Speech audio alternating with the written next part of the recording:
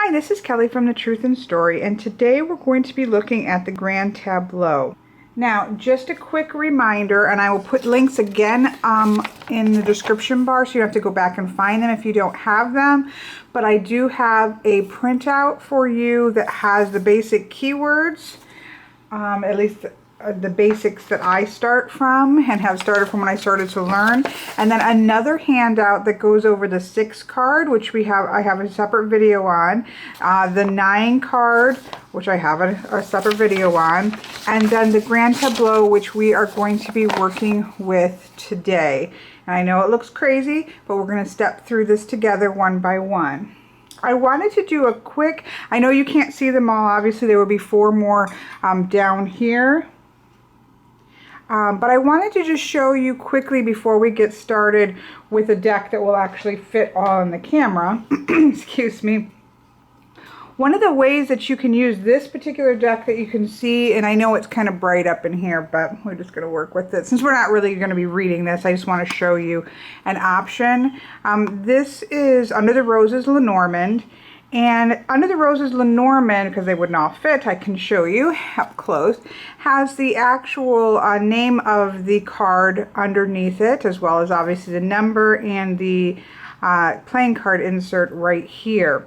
While we're not going to go too much into houses today at this first sort of look through the Grand Tableau, we're going to be doing that in the subsequent videos, but I just wanted to quickly give you a tip that if you want to start working with houses but you don't have any kind of a spread cloth with the house names on it, I showed you in the I think the first intro video, you can, get a piece of poster board and outline your cards and write your houses on it that way. But for space purposes, you can just use another deck of playing cards, and it doesn't necessarily even have to have the name on it. That's just useful. And I have actually found this quite useful for client reading so that they could see the names below it. Even if you just have 2 of the same size decks, it still works. You'll have to spread them apart a little bit more, but you can, you can go ahead and lay your cards out and sort of overlap them like that, and you can see right below that you have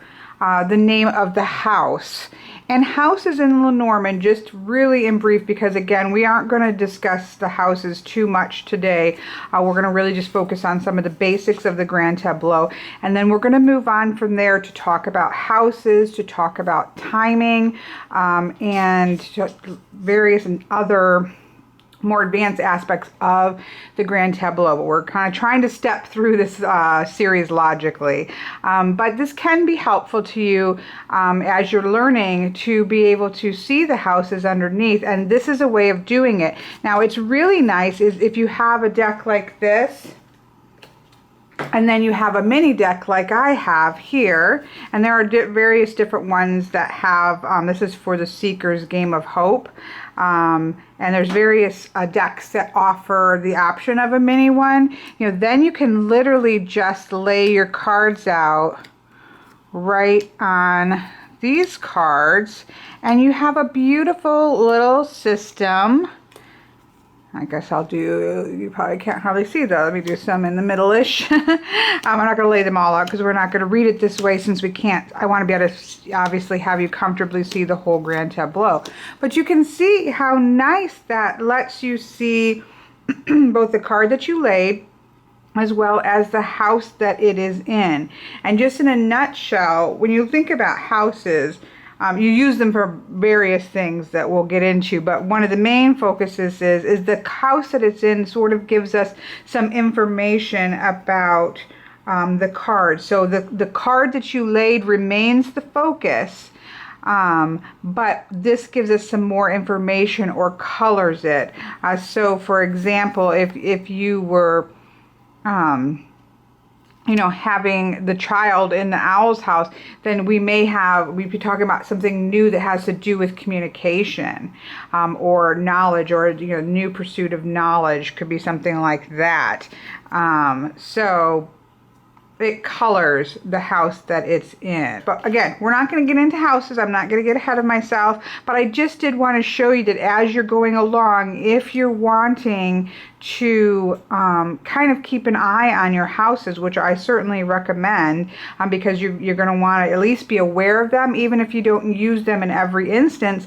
Being aware of them is just going to help you as you move along. So this is a way to do it. Again, a mini deck and a deck like this here is a fantastic way to do it, but you can just use, just 2 decks. If you have 2 decks of cards, just have one of them that you keep in order for your houses, and then lay the second one on top of it, because even if it completely covers it, you can kind of look underneath to see what house is it in, right? So it doesn't matter if it's just 2 regular size decks or whatever you have. It's a great way. It doesn't even matter if it has the name on it, because again, obviously these are 2 the same, but if we were to lay that, we can just kind of look under and say, okay, the heart's in the house of the tree. So it doesn't have to have the name under it, but that is a handy thing that I do like about the under Lenormand, and I have used it this way quite a bit, just in terms of allowing, when I take pictures of a grand tableau, it's a pretty way for the client to be able to see the house that it's in as well. Okay. Now I'm back, and we'll take a look. I'm going to use my mini deck, and I'll probably, once I get it laid out, I will go ahead and zoom it in so it's as, we can see it as closely as possible, but this seems to be the best way that we are going to be able to see all of the cards of the grand tableau. Now, before, we are going to do as we've done with the videos before, and actually use the cards for a general reading. So this is for the grand tableau, which there are many things about the grand tableau that you can use it. You can use it for a general look. If you think about all of the cards in the in a Lenormand deck are aspects of people's lives. And so when you lay them all out, what you're getting is a snapshot of that person's life. You're seeing as it is kind of now, a little bit in the past, a little bit in the future, but you're getting a snapshot of that person's life and how the different aspects of life that are shown in the Lenormand cards, how they relate to each other. If they're far off, they may not relate very much. If they're close together, then they may relate quite significantly. So we get this sort of big snapshot view, and can look at pick out specific topics, which we'll see as we go along. So you can also lay it out because, as I've said in other videos, sometimes when a client wants to focus in on work, maybe work in a side business that they have, I'll go ahead and lay the grand tableau and pick out the 9 cards that we talked about in the last video for the work card, maybe for the moon for the side business. So I still go ahead and lay the whole thing, even though I'm not going to be going through the whole process of reading the grand tableau. I will lay it out there and then pull, because I love the relationship aspect of Lenormand. I love the fact that what the cards are touching and where they are in relation to certain cards means something. There's connections through all the cards, like a giant puzzle. And so oftentimes, again, especially if there's, more than one question, instead of going through, like we talked about in the last video, finding a significator, laying the 9 cards out that way, I'll lay the whole 36 cards, because then I might just see that this card here is kind of coming in diagonally at it. This is important, and there's be little things that can pop up, even though I'm just focusing on the 9 card. So there is a benefit, I feel, in laying out all 36 cards, even if you're doing smaller spreads. Now, 6 card spreads, or like the 5 card line that we showed in the first of the spread videos, those, as a general rule, I draw directly from the deck. So, there are 2 different ways to do a grand tableau. I'm going to show you both ways, but when we read it, we're going to do the traditional. So there is a 9x4 grid. Maybe I can speed this up. I know that I am a long and rambling video maker. So many people have such concise and short videos, and mine are just like so long and rambling, but believe it or not, you know, the videos you've seen from me are examples of me trying to be more concise, but I also want to hit everything. Oh dear. Okay. So here we have a grand tableau set out in a 9x4 grid.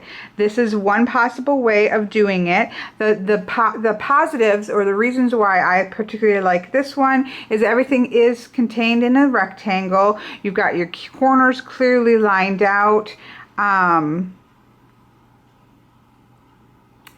That's really about it. I was trying to think of any other reasons. I started this way, and I don't remember why I started out this way, but for whatever reason, I started reading grand tableaus like this. And what I feel is missing is you don't have a set center. Well, you have a 6-card center, but I like the 4-card center. It kind of tells us something. We really don't have that centered here. Now, one nice thing is when you have, so for the next grand tableau, we have 4 cards down here that are kind of your essence cards. And when you have maybe your significator turning up in that, it gets kind of problematic. And it does chop off, like here we have set 9s, you know, anywhere we go, we're going to have a 9 card. Well, obviously we might have a 6 card if that's the significator. Whereas sometimes we have missing cards down here in 9 cards because of the way that it is built. But I think that the benefits of doing it, what I consider the more traditional way, outweigh those little things. But it's all in what you decide to do and stick with it, is my suggestion, which I did not do because I started out this way. And it's not like you can't switch, because I did switch midway through. You can switch midway through, but obviously the more that you get comfortable with one particular system, the better. And so deciding which one kind of resonates with you and going with it is early on, I think, is always a good thing. So there's one way to do it. Okay, so we're going to go ahead and lay this in the traditional setup of a grand tableau. First, let me do a little shuffling here. So we're going to do a general snapshot of a lady who has graciously allowed me to do this. So again, I did like the way the other videos seem to work with the actually having something behind it versus just trying to do this academically. So these little cards, I will say, are a little bit more difficult to shuffle, especially with the tripod in front of you. I don't think I can rifle shuffle these. Let's try to do a mini rifle shuffle, because, oh yeah, we can, because I love me a rifle shuffle. So this is for a lady who, and we're going to just do a general snapshot and just kind of see what comes up in the cards.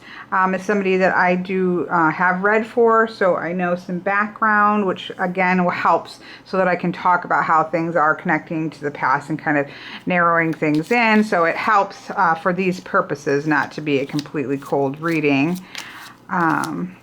There are people who say, now, some of the myths, or not myths, some of the things that you hear about grand tableaus is that you can only lay one once a year, some people say, or you can only lay one 3 months.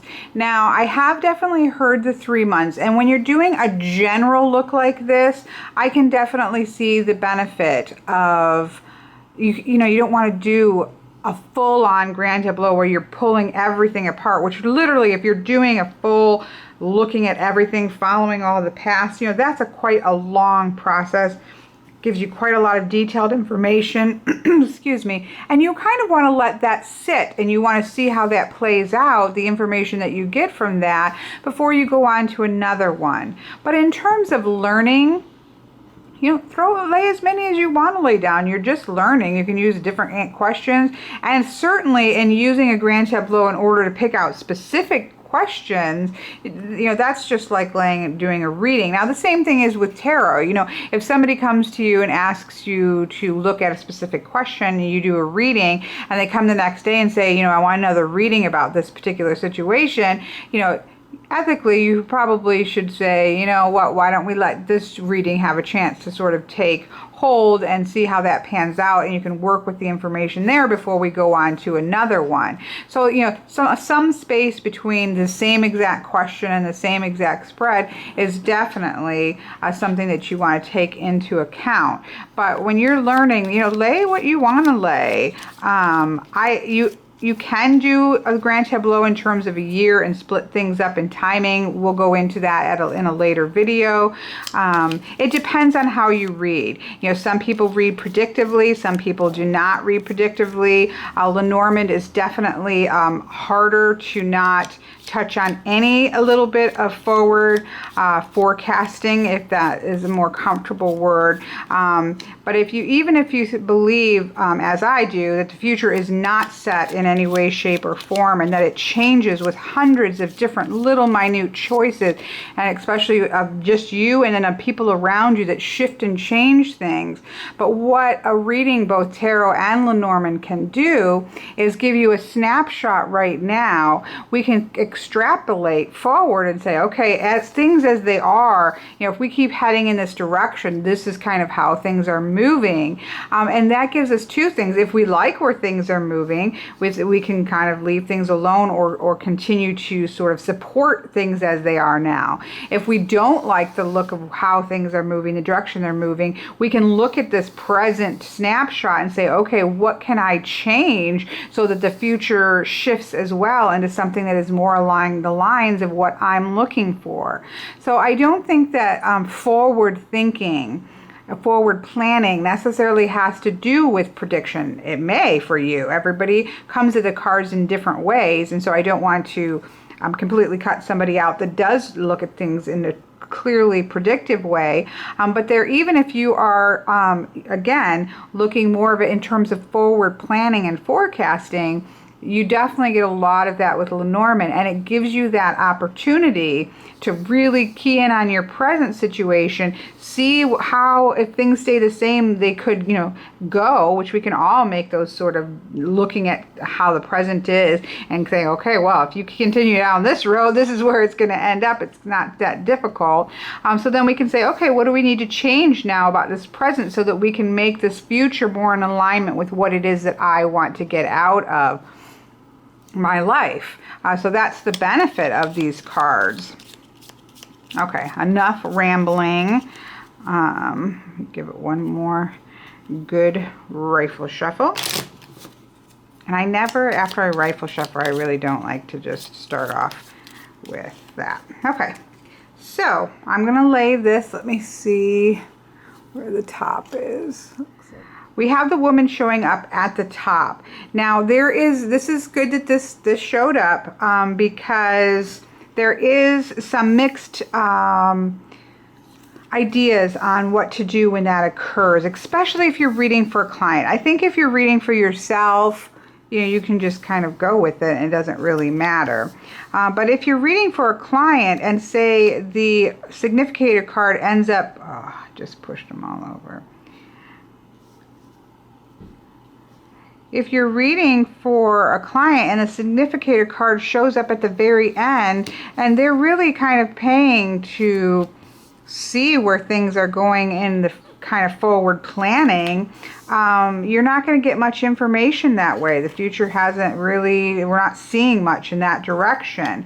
And there seems to be some mixed ways to deal with that. A lot of the books that I have read have said to reshuffle once. So if it comes in a weird place, like the woman's down here in the essence card, you know, or let's say they're looking for information about work and the anchor card is down here in the essence cards and you don't have much to work from, reshuffle once, kind of refocus yourself, reshuffle the cards, and relay the Grand Tableau one time, so that you can have more information for your client who's obviously paying money in order to get the information that they're looking for. So some people do that. Some people just leave it as it is and read in there. So I think we have the Grand Tableau all in viewpoint. So that's fantastic. Okay, so as I was saying, if let's say a person is asking about work and the anchor card shows up right here, or even the significator card shows up right here, there's a lot of stuff that's going on that she doesn't have control of. There's a lot of things, nothing that we're seeing forward planning wise. There's a lot of past things that we're looking at. It doesn't give us much information. Now that can tell you something, and so you may want to just stick with it and roll with it. And then some people, again, I know Caitlin Matthews in her book, I always say it the wrong way, The Complete Lenormand. I did notice in her book, and I want to say also in the kit book that comes with her Enchanted Lenormand, that she does also is a proponent of reshuffling it. Now, you don't want to sit there and reshuffle it 5 times to get, the position that you want it to be in, but pulling the cards up once, sort of refocusing yourself, sort of, take a breath, go get a cup of tea, then come back and relay it one time, is definitely something that I have done. It just depends on the situation. It depends on the question that's being asked.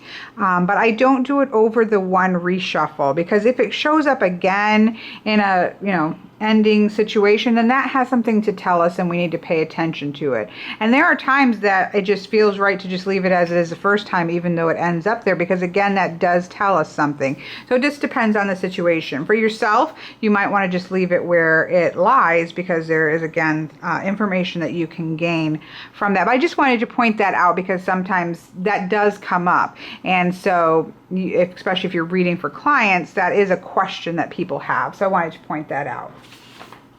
So here we have our sheet that we have our Grand Tableau. And as with the other ones, the Grand Tableau by itself can seem quite overwhelming, but you can step your way through and I tried to do this. This is really pretty much how I would approach the Grand Tableau. So here we have the women's code. First thing I would do is look for the significator card. So if it's a man, this would be the significator. If it's a woman, this would be the significator. It's as simple as that. So I always look to that first, and I do look at the house that the woman is in. So on this particular one, the house that the woman is in, it can just give us a little bit about their state of being. Okay, so once we've established, the house that she's in gives us the state. This is a positive card. She's in the house of the tree. She has a sense of well-being about her. We also kind of get a general look of where she is in the spread. Because she's at the top of the spread here, we have the sense that she's sort of in control of everything's below her, not weighing down above her where she could, if she's down here, she might be feeling quite overwhelmed with a lot of things sort of on top of her. Whereas this, we have her up at the top, and she may be in it, which goes with the sense of her being in the house of the tree, that she is in a pretty good state of well-being and sort of feeling in control of things in her life in a positive way. So those are the, kind of a general thing that you might look at. Now, the next thing that I do, and I made these yellow boxes here, are some of the ways that we can look at the overall theme, because even though we may have come to a Grand Tableau with a specific question in mind, although when we're looking at this like this as a full Grand Tableau, we're going to be looking at various aspects of the person's life. The spread itself does have an overall theme to it that the cards want to get across. And the way that we find that is by looking at these particular areas of the yellow boxes. So you can look at these first 3. Now remember, this is the house of the rider. This is the first house, and so this is the rider's about messages. And so these first 3 cards tell us a message about the spread. What is one of the main messages that the spread is telling us? So I will generally look here first, and so we have the garden, and we have the house, and then we have the stork. Now, a lot of times, as we talked about with 3 cards, my middle card is going to be my focus, but in this case, the card that is directly in the first box is our focus, because that's the message that's in the house of the rider. And so we have the garden, which is about social things. This is about groupings. This can be friendship groupings. This can be work groupings. This is a sense of a larger community. And so the message, that a bigger part of the message is going to be focusing on those type of social or more community issues. And then we have the house next to this card. We have the house, which this is about security. So this is about feeling secure in social situations, having that sense of well-being and security and being well-foundation in a bigger social setting. And we also have to further give us information, because if we're reading it this way, not with this as a focus, if we're reading it linear like this is our focus, this modifies that, and then this tells us something even more about the situation. And so we have the stork here, which is about movement and change, but it's positive change. So we have that sense that there are going to be some things changing in a larger community sense, in a social grouping sense, probably possibly in a work grouping environment, which I think is certainly what this particular spread for this person is involved in. And it's going to be leading a positive change, is going to be a transition, is going to be happening in a group situation, which in this case, because of the situation with the client, I know this has to do with a work grouping. And so there is going to be a change, a positive change, that's going to bring about a sense of well-being. This is a good thing. So that's sort of one of the big messages that this particular spread is telling us. The other thing that we want to look at is the corners, the corner boxes, just like we did with the 9. Now, we don't look at these for our corners. We look from here to here and here to here.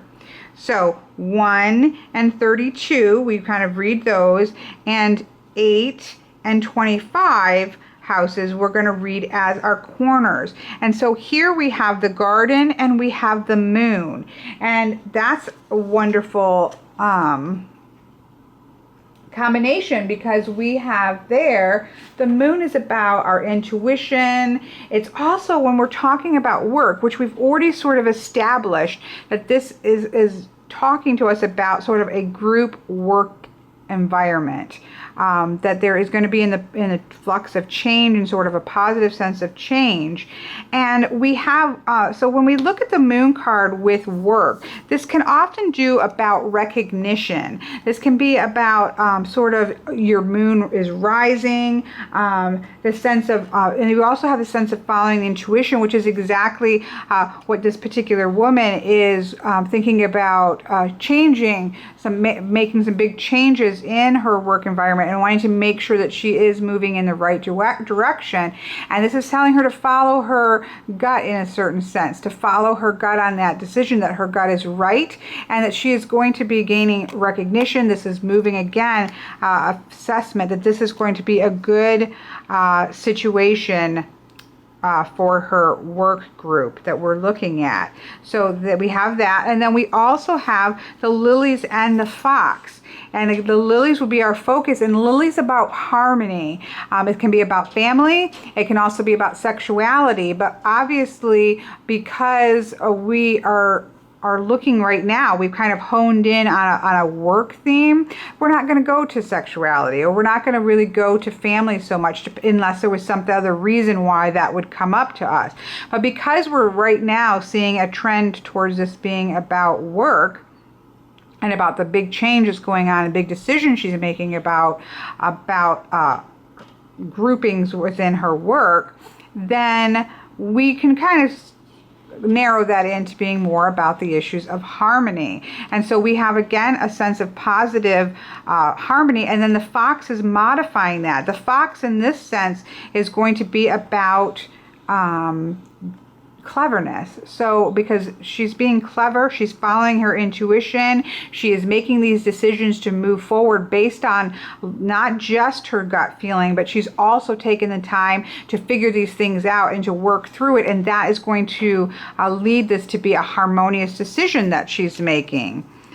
So I'm definitely, and because again, this is a specific reading, and because of the background I know, this is sort of going into a focus to do with work. So we look at those four corners and that tells us something. Now we can also look at the center four cards here. And I'm probably going out of order of these because I always touch on these yellow parts first. Although sometimes actually I'll leave the essence cards a lot of times to the last as sort of a last message when I'm actually doing a reading for somebody else. But I certainly look at the first three cards, the corners, and this middle part right at the get-go because it gives me an overall theme as I'm moving forward. It doesn't mean that we can't look at romance and we can't look at another guy, that we can't look at other things, but it just tells us an overall theme of a particular spread.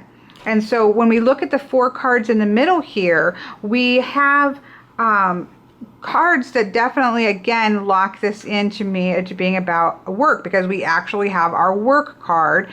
For me, and again, for the German tradition, generally the anchor is the work card. Other traditions do have the fox as the work card. And I know that there's another one that people use as the work card. I think maybe sometimes the moon. I use the moon as side business that is sort of your heart job. But these two are the ones I know. But for me, the work card is the anchor. And so the fact that we have this here tells us that, okay, we're zooming in. It's all about verifying, you know, a combination of, okay, touchstones so that we know we're moving in the right direction so that when we do start to forward plan, we know that we're kind of in the right place. So here we have the first four cards, and you can read these in a variety of ways. You can read them like this. So we have a sense of burden. So there were some difficulties that were going on in the workplace, hence wanting to make this change that's going to move things in a more positive direction. So we have that verification that, okay, we're on target. There has been some difficulties. It's not been horrible, but there has been some difficulties. And just as a quick, because you kind of look at things that pop out as well. We have finances, which obviously are tied in with our work situation on the other side, and then we have the anchor below that. So we sort of have a three card going on to do with work. And so the difficulties that are going on at work could be impacting her finances, which also makes this change that's going to be happening with sort of being clever about things to move yourself forward and make things improve financially, because we definitely see a positive movement forward. So if we take this further along this linear, we have this sort of decision that she's making, or that she's made, being impacted and being a good one and bringing her a sense of stability and well-being. It's a positive change moving forward with her finances, and that leads right up to her. So we definitely have the sense that things weren't quite as well as they could have been, both for job and that of course impacts the finances. And so this also, then we go this way and we see that. So things are going to, three sets of three are going to pop out at you, and you want to go along with those. Like the Lenormand is all about doing these very specific things that we might do in order, but also in seeing what are the card combinations that jump out at you, given the question that's being asked, given what you're looking at, what's jumping out at you as you start to really get into the feel of the particular spread. Things start to click and roll along, and it's like a puzzle, and you start to really have things pop out. If that makes sense. So we looked at that, and then you can also look, here we have the Tower, which is a stepping back, but it can also, in terms of work, be about more of a larger group setting, which we have that sort of idea with the garden. It's not a solo job. It's not a job that you're doing from home. This is a job in a more of a corporate environment. And then we have the book, which is to do with learning and knowledge. It can do about secrets in this particular aspect. This ties in the fact that there is some training and things that are going to need to take place in order as she's making this change. And so we really get this hone in that this is the right direction that she's going in, a confirmation to her that the decision that she's made is a good one and it's a positive one, and taking her in a good direction, and letting her know that even though she has everything she needs to do this job, job because she's already or to shift her job position. It may require some more training on her part and her willingness to learn so that she can really fully have this change work to her advantage. So we've looked there at the 4 cards just to give us, again, confirmation about what the overall theme of this particular spread is. And it definitely honed in. She left this reading, she said, you can just be open to see where it goes, but we have already discussed the issues of work, and so it's not surprising to me that that is going to come to the forefront of the situation, because that is the major thing that's going on in her life, and so that's quite appropriate that that should pop up. So really already we've kind of accomplished something in this particular reading to give her some confirmation about the direction that she's going in. So, I'm sorry, I'm trying to keep it fairly quick and concise so that this isn't so terribly long as it can be. And again, if I'm really doing a grand tableau, and I am really doing it, but if I was doing it on my own separately, what I would do is I would lay these cards, I would look at what we just looked at, get sort of an overview of the feel of the whole thing, and then I generally will just leave it setting up for a few hours. I'll go about my business of other things, come back and sort of look at things, I'll get myself a cup of tea, come back and sit and look at things, and over the course of time just kind of retouch on it before I really get into the nuts and bolts of starting to really pick through it. I just give it time to set. And sometimes even after I've done the whole reading and written it up, I will wait to send it until the next day, because I'll just sort of let it marinate overnight, and I'll come back and look at it again, because again, it's like a puzzle and you really just want to sink into it. We obviously have time constraints with this video, so I'm just giving you the surface process of how I go about a grand tableau reading. So the first thing we do is find our significator card, get a look at the house that she is under for her state of mind, look at where she is in the spread just to give us an idea of, if she's all the way over here, things are kind of cloudy of what's going on in the future. You may then decide to reshuffle, or you may work that into the reading. If she's already over here, the past isn't having much impact, and we're really starting to look at really focusing on forward motion and how we want to get. So kind of give look at where she's at so that you can get an idea in general about things. And then you're going to look at your first 3 cards as sort of an overall message or advice that's being given. You're going to look at your 4 corners to really see the theme. And again, it's very similar to the first 3 cards, but it gives us more information about the overall theme of the reading that we've laid down. And then we're going to look into the middle for, again, another message, and these are bigger messages than the individual things that we're going to pick out. So that's the steps that I would do up to this point, and then I would, okay, now I have a pretty good idea of what a solid idea actually in this particular reading, of idea what the overarching message of, and questions that the querent or the client have already been answered just in that overall look. So you can see just off of that, you can do a reading that doesn't get into all the nuts and bolts of the grand tableau off of a specific question. So your question may come to and say, okay, I'm going to make some changes in a relationship and I want to get a feel of where I'm at and whether this is the right direction to go in. Lay your 36 and look at this general information. Look at your 4 essence cards and call it a day. That could be your answer right there. Or you could continue on and go forward with the full things that you're going to do.